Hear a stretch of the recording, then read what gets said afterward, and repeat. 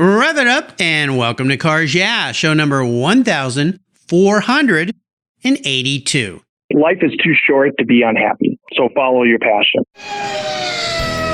This is Cars Yeah, where you'll enjoy interviews with inspiring automotive enthusiasts. Mark Green is here to provide you with a fuel injection of automotive inspiration. So get in, sit down, buckle up, and get ready for a wild ride here on Cars Yeah.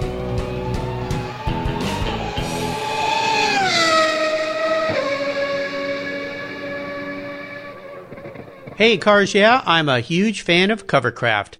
I've protected my vehicles with their products for decades. Want to keep your vehicle's interior looking new? It's easy with Covercraft seat covers. They'll protect your seats from the daily abuse of pets, children, weekend adventures, and even those everyday spills.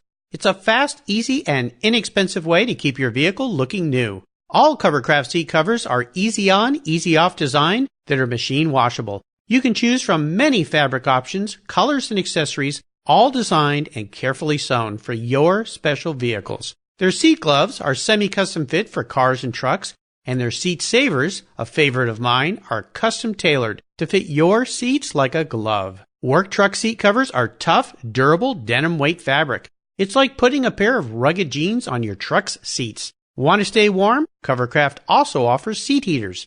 Covercraft is the right choice. Learn more today at covercraft.com and tell them Mark at Cars Yeah sent you. That's covercraft.com. Hey Cars Yeah race fans. Andy Collins, owner of Armadillo Racing, is a past guest here on Cars Yeah. Last year I was honored to be a speaker at his high-performance racing seminar, and having attended, I can tell you it's an invaluable learning experience if you love to race. This year marks the 25th anniversary of Armadillo's high-performance racing seminars, and it takes place Saturday, February 8th in Tacoma, Washington. For your seminar fee, you'll spend a day with 4 of racing's premier professionals on how to improve your driving and much, much more. This year's outstanding speaker lineup include Jacques Delary, PhD, world-renowned high-performance driving and life coach, Jeff Braun, a race engineer with a history at Core Racing and IMSA, Ross Bentley, top driving coach, author of world-renowned Speed Secrets and a fellow podcaster, and Dan Davis, retired director of motorsports for Ford Motor Company. All of these incredible racing experts are past guests here on Cars Yeah. As an added bonus for Cars Yeah listeners, you'll get to join these speakers at the Friday night reception at the incredible LeMay Car Museum for free. That's right. It's a $50 value if you sign up by January 15th. What a deal. Go to Armadillo Racing's website and register. That's armadilloracing.com. Hello, automotive enthusiasts. I'm revved up and so excited to introduce today's very special guest, calling in from St. Paul, Minnesota, where it's a little chilly today, Dave Gunderson. Dave, are you buckled up and ready for a fun ride? Ready to rock and roll. All right, we'll have some fun here. Dave Gunderson is Vice President and General Manager of the Automotive Aftermarket Division for 3M. He has spent his career in and around the automotive industry, and his passion for automobiles and caring for them runs very deep. Dave joined 3M back in 1988 as a technical service engineer in Livonia, Michigan, where he grew up. He moved to their headquarters in St. Paul, Minnesota, and has held global business roles in key 3M portfolios, including Body Structure and Adhesives, masking tape, and advanced ceramics. He's been part of the Six Sigma operation, working as the master black belt for Aerospace and Marine, and then strategic planning and business development for Automotive Aftermarket. He worked in Germany for European business and in California, where he led acquisitions for Meguiar's Car Care, and he was, the first director and COO for Meguiar's and the 3M branded auto care portfolios. Very, very cool. So Dave, I've told our listeners just a little bit about you. Before I jump into some of the questions, would you share maybe just a little bit more about yourself and a very obvious passion that you have for automobiles and taking good care of them? Yeah, thanks, Mark. Yeah, it's great to be on the show. I'm a big fan and followed a couple different podcasts, so appreciate the opportunity to share my passion. So as you said, I grew up in Detroit. I got oil in my blood. My dad worked for Chrysler. He actually is originally from Wisconsin, so he graduated mechanical engineer and took a job at Chrysler. So I grew up around cars and, big family of 5 kids. And so we, I'll share some of the stories later about, what drove my passion around cars. But obviously, being born around them and having a dad that worked in the industry was a big part of that. But a little bit more about me. I'm happily married. My wife, Laurel, and 2020 is a big year. It'll be my 32nd year with 3M, but my 30th anniversary with my wife. And then I have 2 children. Grant is he's studying to be an engineer at Purdue as a sophomore. And then my daughter, Marin, who's 16, she's taking her car driver's license, I think, next week. And she's working hard to convince me the cool car that she feels a 16-year-old should drive. So, she deserves a cool car, Dad. Come on. Come on. Yeah. I get these texts all the time, say, Dad, what about this? And I'm like, well, but yeah, she's definitely into cars. So, it runs in the family. Yeah, no doubt. I think this is pretty cool. And Dave and I had a great chat before we started the show here because he ran Meguiar's after 3M acquired them years ago. And of course, I've had Barry Meguiar on the show. And I've known about Meguiar's, used their products way back when I was in junior high, when I started my detailing business. And a great company. And I think it's kind of funny because my relationship with Meguiar's goes so far back, and I've had so many Meguiar's employees on this podcast. I know so many of them because of my many years in the industry. Great people, wonderful company, and I'm really, really happy to have you aboard. So we're going to learn a lot more about Dave. And we're going to start with a success quote or a mantra, some kind of saying that's been instrumental in forming your life and your success. It's a really nice way to get what I call the inspirational tires turning here on Cars Yeah, or the random orbital in this case. So Dave, grab the wheel or the orbital. I'm a big believer in knowing what your purpose in life is and, why you do what you do. But my mantra, however you're supposed to say it, life is too short to be unhappy. So follow your passion. Right. And I think if I reflect on my career, I've had a wonderful career at 3M, a lot of different opportunities, but my passion is the automotive industry. And when I'm working in the industry, that's when I'm the happiest. Right. And when I'm happy, having fun, it's fun to be around, and we typically have success. So that's kind of, if you're not happy what you're doing, think about what you want to do and work with people to help you get there. Yeah, go do it. That's what Cars Yeah is all about. My mantra, Inspiring Automotive Enthusiasts, is all about people who figured that out. And you're my 1,482nd guest. So there's lots of people just a few. There's lots of people to be inspired by here. And Dave, you're a great example of that. Before I jump to the next question, though, it sounds funny for people like you and I who know our passion. We're in automobiles. However, I've tried and helped mentor people. I'm going to be doing a mentoring class up in Seattle next week to help veterans who've come back and are trying to find their way after their time in the military. Some of them have been injured and have a lot of challenges to deal with. Let me ask you your opinion of this. For someone who is young or maybe old and has worked in an industry they've never been that happy with, how do you figure out what your passion is? And it may be a silly question for someone like you or me, but I no doubt you've encountered this with people, especially the people you've mentored, and with your Six Sigma background, black belt in that, which is a tremendous process. I've learned about that. If I ask you that question, and I'm a young person, we'll pretend, right? Yeah, well, it's not always the easiest question, right? So number one is you have to drive exposure. So my first advice is talk to people. So if you see someone working in an industry, I think most people would be more than happy to talk about their job, right? And what they do and what's the components of that job. So my first piece of advice is just to talk to people and ask them this very simple. So sometimes people are apprehensive to say, hey, well, I don't even know this person. But, if you go and talk to someone who's obviously happy about what they're doing, they'll take all day to tell you why and what they do and why this motivates them. So I think that's probably my first one. And then the other one is, I had the opportunity to meet a gentleman named Vance Caesar, and he and his wife. I hired him as a coach for my team, and he actually wrote a book. I wrote it down somewhere. It's called The High Achiever's Guide to Happiness. It's available on Amazon, and it's a very simple read. But what it does is it helps you first define what your purpose is, what you want to do in your life and why. And your purpose could be that I'm here for my family.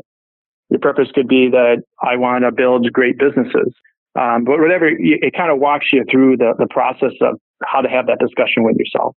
So that would be something I would, would recommend as a book you can get. It's like $8, $9. I mean, it's not a big deal, but just reaching out to people that this is their job, right? And the advance helped me to figure out what was my purpose. It's great. Great advice. I'll make sure I put that book listed on Dave's show notes page. I have a section on Cars Yeah where it's guest recommended books, where I've got well over 1,500 books listed there by my past guests that have inspired those. We'll make sure we put that book, because I'm not aware of that book, and I'm going to share that with other people. I think it's great. It's interesting because you ask young people sometimes, what's your passion? They kind of go, I don't know. And you really got to figure that out.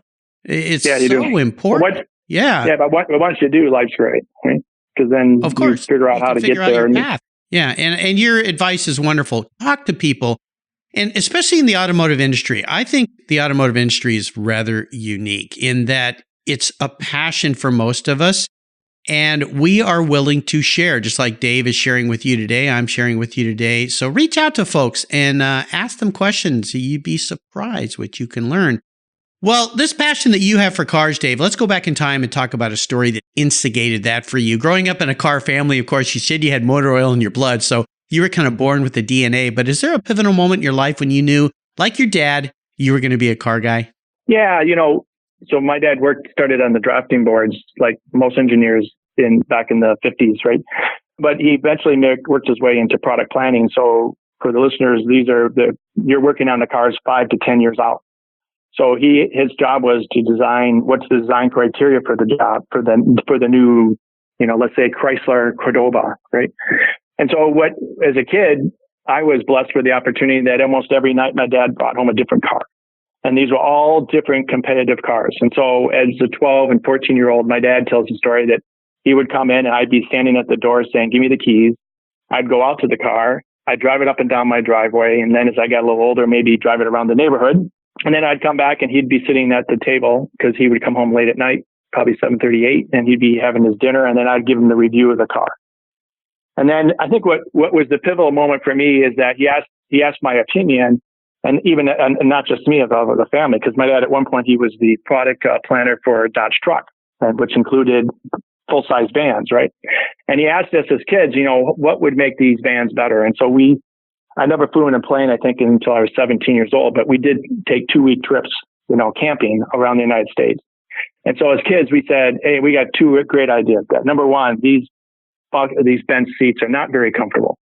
So what if you could make them fly flat so you can make it into beds? So we're driving across North Dakota in the middle of the night. We're sleeping comfortably. And then we said, be even cooler if you would have reading lights. So we could read our books or comic books or whatever, without pissing off mom and dad. Because at that time, back in those days, you only had those dome lights right in the middle. One big dome light. Yeah. Right. Remember that? The one big dome light out the window. So my dad listened. And so he actually went and talked to his product planning team, and they actually contacted Boeing, because who had reading lights? Aircraft. Yeah. Right? Airplanes. Yeah. So they tracked down the manufacturer of those reading lights for the Boeing. And then they crafted out of plywood bench seats that could, be in a normal seating position and then lie down flat. And then he took my mom's van and retrofitted it, and we drove it for a while, prototyped it, and then a year or so later, they launched it. And so for me, that was a real connecting of interacting with a car, having an idea, sharing it with others that then took that idea and made it into reality. And that's when I decided I wanted to be an engineer. Yeah. This is such a cool story, because how many times have we gotten in car? For me, it's like rental cars, because I kind of have a certain car that I like, I've always liked. But when you rent a car, you rent cars you would never buy. And you get in them, and some of the times I'm pleasantly surprised. I'm like, oh, this is cool. And other times, like, who thought of this? I mean, this is the dumbest thing ever. And to have a family that's giving ideas, I mean, this is so cool that you got to give these ideas that today are just commonplace for most of us. I mean, like cup holders. Right. I'm trying to think when did cup holders, do you remember the year they first started putting cup holders in cars? I can't remember. But now you got 14. Yeah, I know. Yeah, you need as many as possible. Of course, those Germans, they held out to the very end. We not put the cup holder in the car. You must drive the car, not drink. Yeah, absolutely. Well, that's a great story. Yeah, yeah, absolutely. Well, let's talk about a challenge or even a big failure you faced in your career, your life. And the reason I bring this up is more about the lesson learned and how you came out on the other end. You've worked in so many different departments. I mean, you've been married to 3M longer than your wife. That's pretty incredible. So maybe she wouldn't like me to say it that way, but she would say the same thing. So. Yeah, probably so. Yeah, you're one of those lifers, which is fantastic. But I love these big companies that move people around. My son works for Google. He's only been there since he graduated from college, and they've already moved him one time. He loves it because it gives him opportunities. So let's talk about maybe a big challenge that you faced and kind of walk us through that. But more importantly, how did that experience help you gain even more momentum as you move forward in your career? So I'm going to come back to Van Caesar and connect a couple dots here. So, he asked me the first time I met him, he said, "Dave, what is your purpose?" And to be honest, at the time, that was the first time anyone in my career at 3M had said, "Dave, what is your purpose?" And so I actually was able to give him one because of an experience I had, which I'll share in a second. So I actually said, my purpose at 3M is to build businesses that are so successful that they don't need me.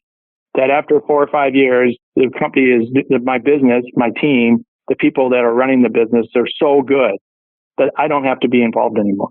And so that business can flourish without me. And the reason I could share that purpose with them was because I'd experienced it myself with the first business that I was, early in my career. Great people. It was a startup business. We got it profitable. And then Dave got a new opportunity. And that's when I went to Europe. And the reality is the business didn't do that well after I left. And so for me, I was onto a new job. My life was great. But for my team, they were kind of floundering a little bit. And that's when I had to take on the reflection to say that I failed as a leader, because you don't leave businesses at a public company that are not going to continue to thrive without you, right? So as a leadership team, I didn't build a team. I probably didn't empower people the way I should have so that they could continue to make decisions without every decision going through me. So if you think about a hub and spoke, right? If you're the hub of your company and everything has to go through you, what happens if you don't show up the next day? And so if you think about that, you want to be able to take that hub out and that your team can still thrive without you being the center point of everything. And I'm not saying that I was, but it's just the way I kind of reflect on it as I go through my career is how do I empower teams? How do I empower people around me to make their own decisions? Give them good design criteria. Here's what success means, but let them figure out how they're going to get there. This is such an important topic, and so many small entrepreneurs don't think that way, or they never move to that level, and they are always the obstacle in the growth of their business. I remember back being young one time and looking at a gentleman who was a client of mine who had multiple businesses, and my mindset was such going, how does that guy do all that work? I can barely get the work I have to do done in a day, and he's got 4 companies. Well, I didn't understand what you just spoke about, that he built businesses and then let them operate based on the team he built, so he didn't have to be there every day. And that was such a foreign concept to me. It took me a long time to figure out that's not how you build a business. Not how how do you think Roger Penske can do what he does? Yeah. Wow. Yeah. Well, a great lesson to learn at a young age. Yeah, absolutely. But you have to look back on that and challenge yourself that, you do fail, but then you also learn, how do you learn from that failure? And then how do you make sure you don't repeat it? Right. So you basically throughout your career learned that at a young point, and now you've built divisions that you basically have created yourself to be fired out of your job. I know that's a weird way to say it, but that's the right way to do it, right? Yeah. That you can walk away and that team continues to thrive, business thrive, people are happy. That's the clear sign of success. Absolutely. Wonderful, wonderful lesson. Absolutely. Where were you when I was young? I wish I knew you a long time ago. I don't know. I have had a lot of good people in my life. Yeah, most definitely. Yeah, you've learned how to surround yourself with great people. That's another lesson. And the other aspect to this is knowing what your meaning is. It kind of reminds me of Simon Sinek's great video, Why? Knowing your why. Why are you doing things? It's same kind of concept. Fantastic. Hey, let's have a little bit of fun and talk about your first really special vehicle. That first vehicle that came into your life that had great meaning for you. Maybe it was the first car. Maybe it was the 10th car. Maybe it's a car you just finally got. What is it? And share a memory you have about that car. So I've got two, because one. Oh, good. If you're a car guy, it can't be just one, right? Of course not. But my first special car obviously was my first car. So it was a 1980, I want to say 81 or 82 Plymouth Turismo, which is based off the Dodge Omni. Remember the Dodge Omni 4-door? Yeah. But they made a hatchback version of that. And it was ruby red, and my brother and I paid for the car. So I think at the time maybe I was delivering the Detroit News and or washing dishes, one or the other. And it was just as special as your first freedom, right? You didn't get to go wherever you wanted to go. It's a 4-seater, but I think we fit up to 8 kids in that car at one time. Wasn't that a hatchback? Weren't those hatchbacks? Yeah, it was. Yeah. But so you could face 3 people in the back looking backwards if they were small. Okay. If they're real so small. we did all the things you're not supposed. You did all the things you're not supposed to do, like reverse 360s, because if you live in the snow, front wheel drive car. Yeah. You have to do those. Now, I hope your daughter's not listening, because she's about to get her license, I've already told my kids this. I said, I've done everything, so let's just talk about what will not happen, Yeah, there you go. So it was a special, but I learned, I also learned responsible driving from it, actually, because I remember my mom called me one day and said, Dave, you need to go up to the Dodge dealership. And I said, why do I need to go to the Dodge dealership? Because, well, your car is there. Your sister drove it, and it won't go into gear as a manual. So I had it towed there, and the station guy wants to talk to you. So this is how my parents parented, which is very informative. And so I had to go up there and talk to the manager, and he says, Dave, do you ever rev the engine and pop the clutch? And I'm like, no, why would you say that? And he goes, well, because me. And he said, because the front tires are bald. This car has 6,000 miles on it, and there's no tread left. I'm like, oh, yeah, maybe a little bit, Maybe. He goes, yeah. He said, so your clutch is fried. That's why it's not going into gear. So it was an expensive lesson. And from then on, I'm like, okay, maybe I need to change my behavior a little bit. But it was a great car, and it was a lot of fun memories. The second one is a car I have today, which is a 1964 Barracuda. Oh. And it's a really special car for me because when I was born in 64, my parents drove a Barracuda. And so the memories I have of that car is at the time I was the third child. And so we would go to some movies, the outdoor movies, and they'd turn that car around, and that car has a big glass window in the back. Oh, and so they put the mattress from my crib back there, and the 3 kids would watch the kids movie, right? And then when the adult movie would come around, they'd turn the car the other way around and said, go to bed. And I just remember my mom turning around and putting her hand on my head and said, get your head down, So it was kind of like these fond memories of being together as a family. And so I looked for 3 years. It's when I was with Meguiar's, and I actually found the car on Father's Day, and my daughter wanted to go stand up board paddling. And so we were driving by a dentist's office of all places, and the guy was selling the car on the corner. And my gosh. Cool so it's cool. So when I got to, fix it up a little bit, it was in good shape. The car had been repainted, and they had swapped out and put a 318 V8 in it. But the brakes were, let's just say, needed some work. And so I got it, put some Wilford brakes on it so my son can drive it. So it was my goal to make it safe enough. So when he was 16, he got to drive a Barracuda, which was kind of fun. I remember that car well, and here's why. Because my parents, we were out looking for a new car. In 64, I would have been 6 years old, 6 or 7 years old. And I remember my dad was kind of thinking Pontiac Lamar. My mom wanted a Barracuda. And we went to the dealership, and I remember as a kid, my sister and I crawled in the back of that thing and looked up at the stars. It was at night. And we're like, oh, this is the car you got to get. This is really cool. Well, we ended up getting a Vista Cruiser. So not nearly as fun, but you made me smile, Dave, because I remember going to drive-ins, and then when the second feature came on, it was adults. My parents would flip the car around, and we'd have to lay down and go to sleep. And it was some movie my mom was really embarrassed by, and I can't remember what it was. And I peeked up, and there was something a little risque for, 1960s. And my mom putting her hand on my head going, go to sleep. I just remember that. And you just brought back that memory. I don't remember what I saw, but good times.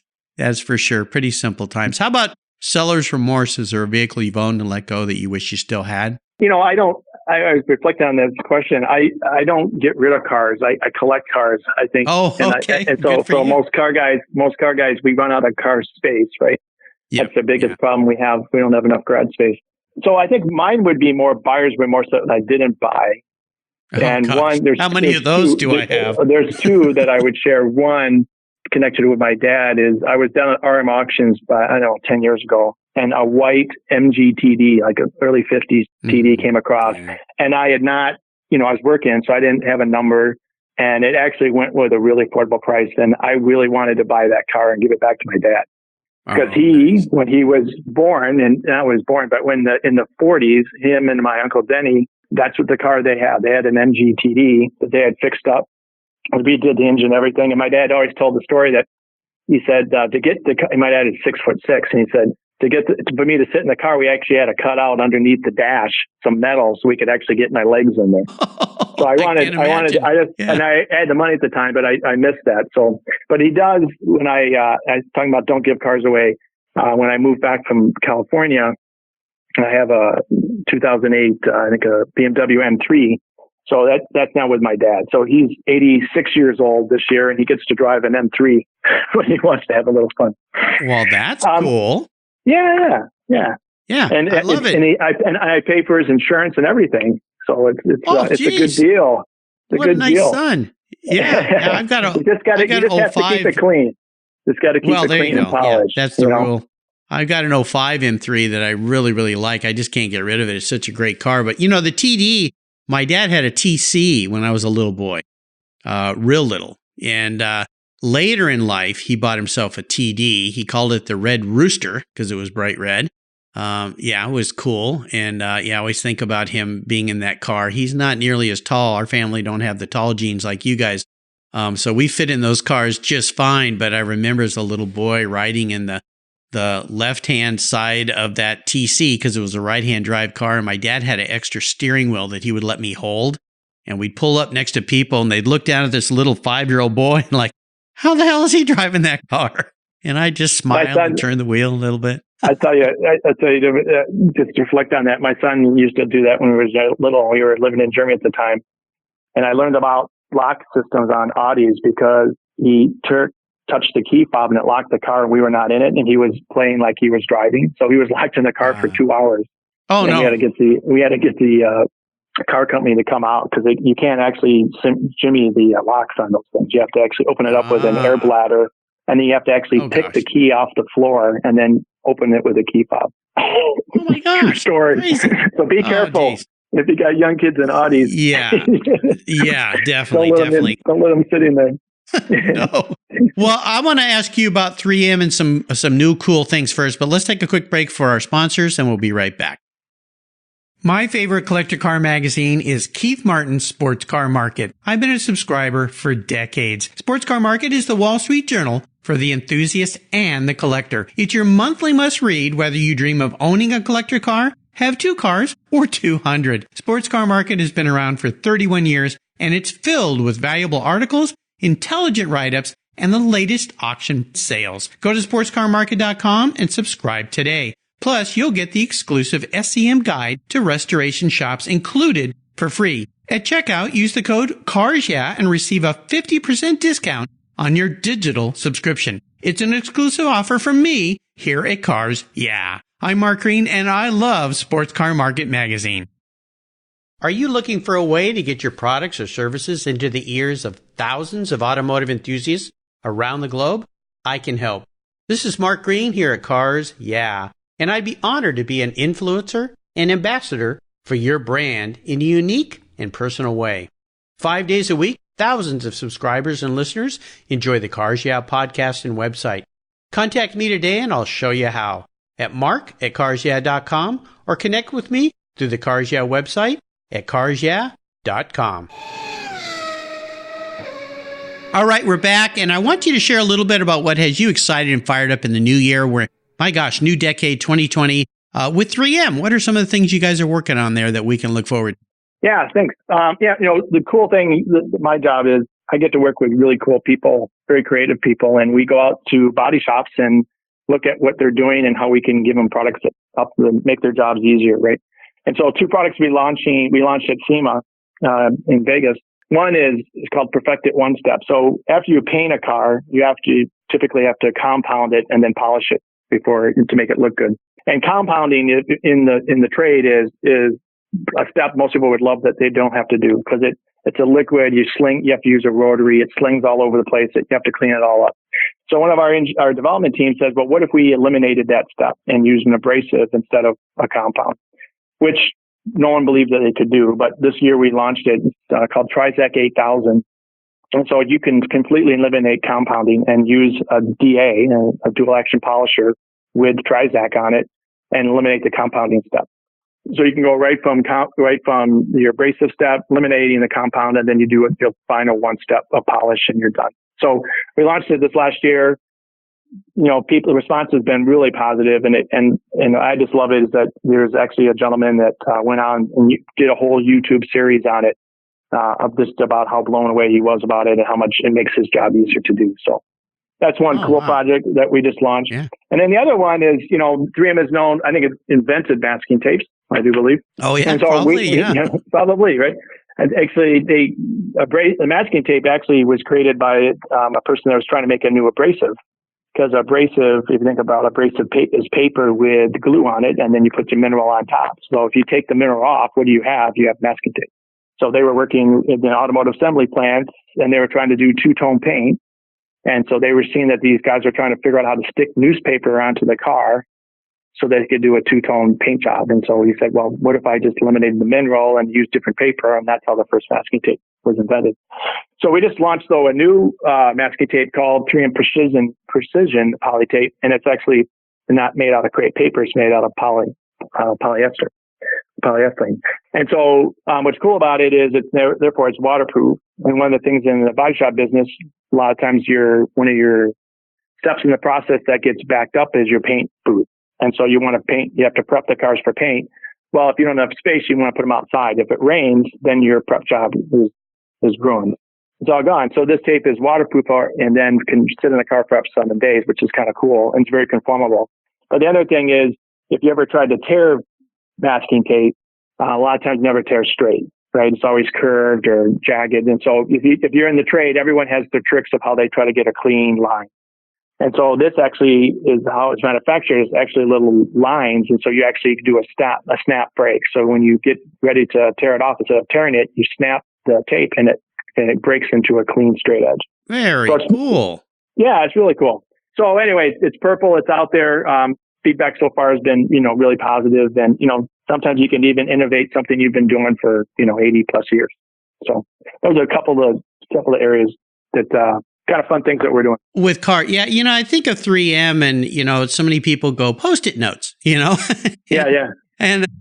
But all these little innovative things that we use every day and we don't think about, somebody had to invent this stuff. And that's another career path that I tell a lot of people, if you love inventing, creating, being creative in some respect, I mean, there's so many opportunities and so many things come from one area to be used in another. And I've seen that in the automotive industry as well. So very, very cool. Well, I'll make sure that I put links. You can go to 3M's website, check some of this new stuff out, get some for yourself. Even if you're an at-home do-it-yourselfer, all this stuff is usable and doable in your own booth. And of course, if you go to the SEMA show every year, 3M has a wonderful presence there where you can go up and talk to their experts. I've had some of them on the show here that can help you. And of course, they've got ways to contact them if you're trying to figure out how to use them. 3M, absolutely fantastic. Dave, up next is the last lap. But before we put the pedal to the metal, we're going to do another quick break, say thanks to our sponsors, and we'll be right back. If you're listening to Cars Yeah, you probably spent some time working on your favorite ride. But how confident are you in working on your finances? You may be able to rebuild a fuel injection system, but can you decipher the details of a mutual fund? If you're like me, investments, insurance, annuities, budgeting, and other financial concepts may seem a bit boring. But what if I told you there's a book that describes these subjects and more in an easy-to-read and very humorous way. My friend Chris Kimball, a longtime sponsor here, CFP, has written that book. It's called The Saga of Ike and Penny, a couple's humorous journey through the confusing world of finance. It's a fun look at things you need to know. Everything from investing to effective ways to get rid of a credit card debt. And it's probably the only book on finance with a VMAX on the front cover and a classic Mini Cooper on the back. Available at Amazon for just $10. This book would dramatically improve the direction of your financial future. Order yours today. I gave both my kids a copy. ASS Securities through Money Concepts Capital Corp. Christopher V. Kimball Financial Services is not affiliated with Money Concepts Capital Corp. Get your copy of The Saga of Ike and Penny today. All right, we are back, and I have a bit of an introspective question for you, Dave. Kind of get in your head a little bit. If you were a vehicle, if you woke up as a car tomorrow, what would you be and why? So I would be, crazy as it would sound, like a 1970 VW Westphalia. Oh, and why's that? So think about it. So people love them. Anyone who has a VW, right? But mine would be slightly modified because my car would have a swapped out Porsche 911 engine in it. Oh, right. Nice. So it's fun. You can go anywhere. Because when I was growing up as a kid, we camped, as I told you, camped in one of the families at my church. The Thompsons had one of these, and I was so jealous. I mean, you could stop anywhere, camp anywhere, go anywhere. So I just think freedom. It's a great vehicle. But if it had a little bit more powerful engine, even better. So that's what I'd be. That's what all those vans need. I used to drive from San Diego to Mammoth Mountain with friends to go skiing when I was in junior high school. Yeah. And I made the mistake of going with a buddy who had an old VW bus. And what was normally an 8-hour drive took like 12 hours. And when you got horsepower. there, oh gosh, and that screaming engine for 13 hours, when you got there, you felt like you had been inside of a tin can getting screamed at by a million cats. It was horrible. I'll never do that again. But I love the idea of a 911 engine. I was in the Black Forest once, 1996. I had picked up a new Porsche 993. We were driving through the forest and found a place called the Rat House, RATTHAUSE. And this guy was putting 911 turbo engines in the back of VW buses and boats. Yeah. So there you go. Dave and his Rat House Westphalia. I love it. Yeah. There's you watch Top Gear, I'm sure. So there's a Top Gear episode. And there's a guy, I think it's Jamie Oliver. He's a chef out of the UK. So he's a big car guy, and he has a VW bus that he dropped a 911 in. So they do an episode of the Stig driving, and him in the back trying to do a cooking class. It's hilarious. It's an hilarious episode. Fun. We have a local guy here named Louis Shefchik, J&L Fabricating, and he took an old 60s bus for one of his clients and put all 911 stuff underneath that thing. They even cut out the dash and put the 5-gauge 911 dash in this thing. From the outside, it looks like an old bus. Sleeper. But total Beautiful. Sleeper. But it's got McPherson struts and 911 engine. I think they put a 993 motor in the back is what they did, if I remember that right. But it's insane. All right. That sounds like fun. All right. Well, I'm going to fire off a series of questions and ask you to give us some very quick blips of that Westphalia 911 throttle. So here we go. What's the best automotive advice you've ever received? You have to take risks. I was blessed, to have the opportunity to meet some really great people in my career. One of them was Lord Rice, who back in the 80s was the chairman and president of General Motors. And I was talking to him about a job and should I take the job and not? And he said to me, Dave, do you think I got here without taking any risk? And because of that comment, I took the risk. I took a job I had no idea. It was a startup business. And, I learned that I had a lot of great opportunities came out of it. So you got to take risk in life. To get ahead, you got to really take risks. There's no sure bet. No, never. Not anywhere. Even if you think you have a sure bet, you don't. How about a personal habit you believe has contributed to your many successes? I would say encouraging others to provide feedback to you. So, as sometimes you're a leader and you're running your own business, you have the right to say, this is what I want you to do, and do it. But what if you actually took the time to say, this is what I'm thinking. I think this is the best idea. How could you make it better? Yes. And I think when you open the door for feedback, constructive feedback, people get engaged, then it becomes part of their idea, their creativity. And I would say for me, 9 times out of 10, you come out with a better idea. Great advice. How about a resource? Is there one out there that you think our listeners would tap into? Good question. I was thinking about that. How do I receive information? How do I learn? I stumbled on an app called Flipboard. You can get it on Apple, Flipboard. And basically what it does is it leads you through what your passions are. If you're into audiophile, or as I am, or you're into cars, or you're into news, or you're into traveling, you pick all those things, and then it basically creates a newspaper for you. And every day it's updated. Yep, every day it's updated. So every day you go on there, you go to your tiles, and you have like 8 tiles of your passions or whatever you want to follow, and you click on that, and then that's news articles from that day on that subject. I love it. I've not heard of that Flipboard app. I'll look that up. Very, very cool. I'll remind our listeners another great resource, 3m.com. I'm going to plug you guys a little more here, Dave, because there's a plethora wealth of knowledge there that you wouldn't think. You think of a huge company like 3M, okay, big company making lots of stuff, but there's so much information there, so many avenues to travel. So make sure you check that as well. If I could arrange for you to have a drink or a meal with anyone in the automotive industry, living or deceased, who would it be? So for two reasons. One, he was the creator of the Mustang, right? Or he was definitely involved in the marketing. He was a great marketer. But having grown up in the family with Chrysler and that basically was in really tough shape when Lee took it on. And, he transformed that company, not just him, but with a team. And I'd love to actually have the opportunity to talk to him about that. I did meet him, but about 5 years ago, but it was, it wasn't in an environment that I could sit down and have a fireside chat, But obviously he's a transformational leader in the automotive industry. It would be as cool to get his perspective on things. Now, we're back to what we talked about a little earlier. I always like to ask my guests for a book recommendation. Could you remind us of the first book you talked about? And if there's a second one, that'd be great too. There's two. For the first one, it's called High Achiever's Guide to Happiness. And it's by Vance and Carol Ann Caesar, Caeser. And in the book, also, I probably should say Vance is an amazing career in the newspaper industry. And so he basically sold his businesses in his 40s, if I remember. And then he started this consulting, went back to school, got his PhD. And his thesis was actually interviewing people that were high achievers. And they found out that less than 10% are actually happy. And that's how this book basically brings you through because they probably didn't understand their purpose and what made them happy.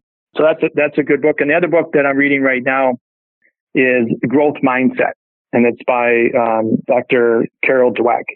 Pretty famous, awesome book, right? And I think it applies to everything. Actually, at 3M, we just had our leadership conference 2 weeks ago. And the whole executive team has the book, and we're reading through it. But it just talks about I would say the power of yet. I don't know how to do that. I don't know how to do that yet. Meaning you can try, and also the book actually talks a lot about children education and taking kids actually from inner city schools, and they become the top performing schools in the country. And it's all about how you think about learning. Is it you have to be 100% and always a straight A, or are you going to be sometimes B's and C's because you're challenging yourself to learn new things, that you're not perfect yet? It's an amazing book. My sister shared that book with me. She was a special ed teacher for 33 years and used a lot of those principles with special ed students who have great challenges, of course. But I wish I'd known about the growth mindset back when I was in junior high school, because there's some kind of moves and things I made back then that if I'd had a growth mindset, like you said earlier, I would have taken more risk.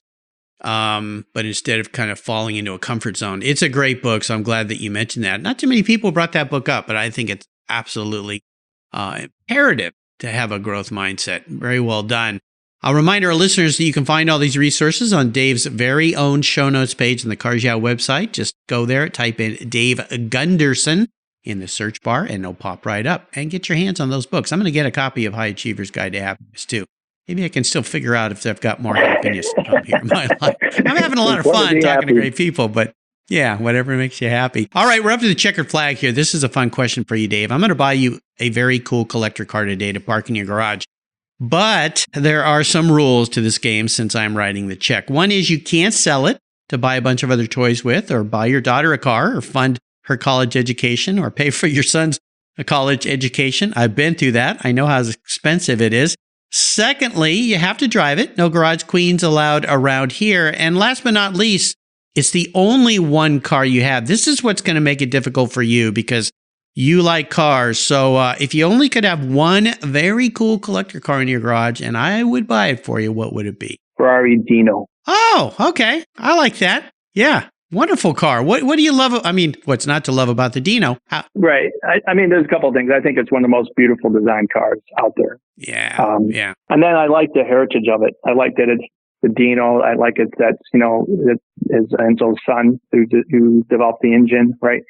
And I like that the Ferrari, it's kind of like an underdog Ferrari, if there is such a thing, because actually Ferrari dealers, I guess, didn't want to put it in the showroom, right? That's why it was named the Dino as well. And now, and I just think it's a beautiful car in fact, 2 years ago, I don't know if you've ever been to Corso Italiano, Pebble Beach Week up in. So they have beautiful Italian cars, right? And there is a 1968 206 GT Dino, and it's beautiful gray. And I was taking pictures of it, and I'm like, man, one day, hopefully, I could, make enough money to buy that car or buy a car like that. And so I was taking a picture of the nameplate of who owned it, and it's actually owned by a Gunderson. So maybe one day. I think that's a sign. There's an omen. Right? Yeah, a sign, a possibility. Yeah. One day it could be my name on that car. Well, I think that could very well happen. And since I'm going to buy you one, it's already happened, so it's on the way. So don't worry about it, Dave. The Dino's the first so-called Ferrari I drove. And those who may not know this, back when Ferrari put that car out, it didn't have the word Ferrari on it. It was a Dino. And because it was kind of the cheap version. And I think those cars stagnated for a long time as being viable collector cars. And then probably 6-7 years ago, all of a sudden they took off. And now, of course, they can be very, very expensive, but they're just beautiful, beautiful. As a kid driving that thing, 16, 17 years old, Sam Salemi, client of mine, had a black, well, it wasn't black at first. He had a black Porsche. His was metallic purple. My regular listeners know this story. And it was originally Cher's car. There was actually a plaque on the dash that this Dino built for Cher. Yeah, by Enzo Ferrari. Had Baroni wire wheels, which is kind of cool. And I loved driving that car back to my house to detail it. I thought I'd die and gone to heaven. It's like a little go-kart. Not really a fast car by today's standards, but sure is cool. Beautiful car. Love to get you one of those. And Concorso Italiano, they had a whole lineup of those things. Oh, yeah. They must have had 6 or 8. There was one in a pistachio color, a green pistachio color, just I thought was stunning color. They made those in lots of colors, but gray would be good too. So, all right, Dave, I'll get to work. We'll get you that Dino so you can have some fun, so your daughter can do some donuts in the snow with that thing, some burnouts and stuff. Yeah, there you go. That sounds like a good idea, right? As a father of a daughter, not. So there you go. Dave, you've taken me on a great ride today. I really appreciate your time. I want to thank you for sharing your journey. Appreciate the opportunity. Well, sure. And 3M. Could you give us a little parting piece of wisdom or guidance before you rip off into the sunset in your very own Ferrari Dino? We're going to call it a Ferrari Dino. My parting comment just goes back to what I shared today. For me, having a purpose in life. And, as I said, life is too short to be unhappy. So I hope everyone's happy or tries to figure out what makes them happy and ask for help to get you there, because people want to see other people happy. And that's my new purpose in life now, is helping people understand their passions and helping them within 3M to get where they want to go. People are here to help you. Yeah, absolutely. Dave's here to help us. And the best way for people to follow along with 3M these days is at 3M.com? Yep, 3M.com. And then we also have 3mcollision.com for the automotive aftermarket side of our business. Awesome. Great. I'll make sure to put links to those on Dave's show notes page. Dave, thanks for calling in. Thanks for being so generous today with your time, your expertise. Hopefully I'll run into you maybe at SEMA this year. That'd be kind of fun. Until you and I talk again, I'll see you down the road. Thank you. Have a good day. You're welcome. You too.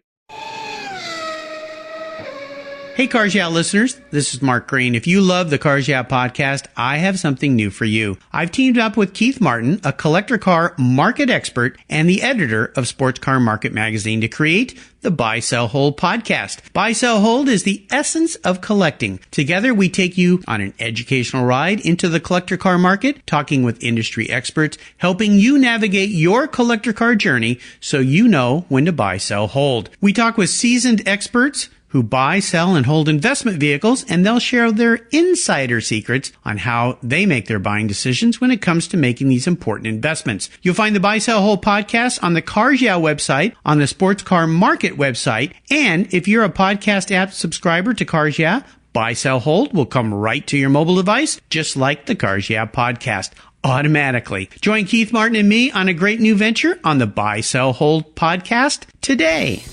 Thank you so much for joining us on today's ride here at Cars Yeah. Drive on over to carsyeah.com to find show notes and inspiring automotive fun. Download your free copy of Filler Up, a fun book filled with gorgeous photographs of fuel filler fun, including quotes from more inspiring automotive enthusiasts. Download your copy today, and we'll see you next time on Cars Yeah.